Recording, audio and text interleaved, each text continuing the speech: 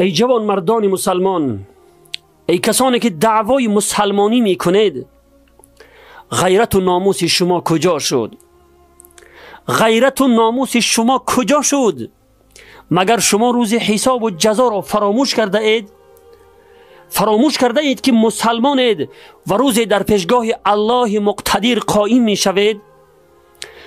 نخواد که غیرت و ناموس شما به همین درجه پست شده باشد که در پیش چشم زنان و دختران و کودکانی که آنجا حضور دارند رقص چاواندازی گفته رقاصه را به آغوش گیرید و حرکت‌های شهوانی کنید؟ از الله شرم نمی دارید؟ همین است مردانگی و غیرت و مسلمانی شما؟ حتی یک مرد افریقایی را به صحنه برآورده از او طلب می کنید که با رقاصه رقص کند و همه این کارهای حرام را، همه این کارهای بیغیرتی و دیوسی را در پیش خواهران و مادران و در پیش همسرانتون انجام می دهید. ای وای بر حال شما بر این مردان مسلمان، وای بر حال چنین مردانگی. مردن شما بهتر است. باز همین شمایید که از خیانت و بی‌حیایی زنان و دختران شکایت میکنید. توف بر چنین غیرت و مردانگی شما که چنین بزم و محفلهای شیطانی را برپا میکنید. توف بر چنین مسلمانی شما که چنین بی‌حیایی را میبینید و دم نمیزنید، بلکه برعکس دستگیری میکنید و همه این کارهای دیوسی و بیغیرتی را در پیش خواهران خود انجام میدهید. واقعا در طول تاریخ اسلام و مسلمین چنین بی‌حیایی وجود نداشت، ولی شما اولین کسانی هستید که چنین بی‌حیایی را برای نسل‌های بعدی تعلیم دادید. پس گناه کسانی که شما را دیده چنین کارهای شیطانی را برپا می کنند به دوش شماست و شما هم در گناه آنها شریک هستید.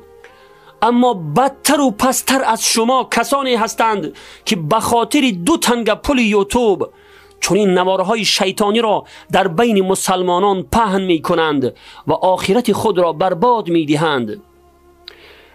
آگاه باشید جوان مردان مسلمان، کسانی که چنین بزم و محفلهای شیطانی را برپا می کنند و کسانی که در چنین محفلهای شیطانی حاضر می شوند و کسانی که چنین نوارهای شیطانی را پهن می کنند و کسانی که در کامنتری ها چنین نوارهای حرام را تعریف می نویسند و لایک مانده دستگیری می کنند، الله متعال بر آنها غضب می کند و دیر یا زود غضب الله آنها را دامنگیر می شود.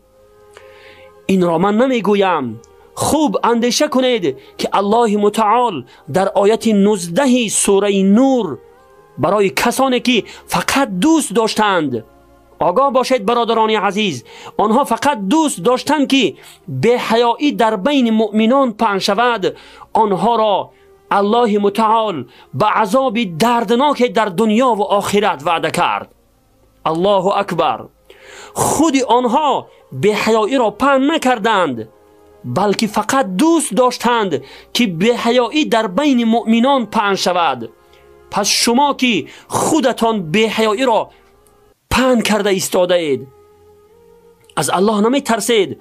نمی ترسید که این وعده عذاب پروردگار شما را دامنگیر شود؟ اگر توبه نکردید پس انتظار عذاب الله باشید که به صورت بلا و مصیبت ها و سختی ها و مشقت ها بر سر شما می آید. والسلام علیکم و رحمت الله و برکاته.